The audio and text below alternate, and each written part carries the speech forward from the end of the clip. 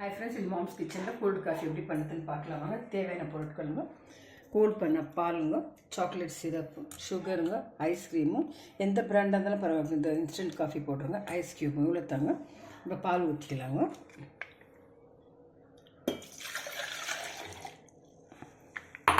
இப்போ coffee powder போட்டுக்கலாங்க. 2 packet போட்டு இருக்கிறேங்க நான். சுகர் ஒரு 2 ஸ்பூன் போட்டுக்கிறேங்க. பிளெண்ட் ஆயிடுச்சு. இப்போ சாக்லேட் சிரப் போட்டுக்கலாங்க. ஐஸ் கியூப் போட்டுக்கிறேங்க. இந்த பிளெண்ட் பண்ண மில்க் ஊற்றிக்கலாங்க. இப்போ வெனிலா ஐஸ்கிரீம் போட்டுக்கிறேங்க. கொஞ்சம் சாக்லேட் சிரப் போட்டுக்கலாங்க.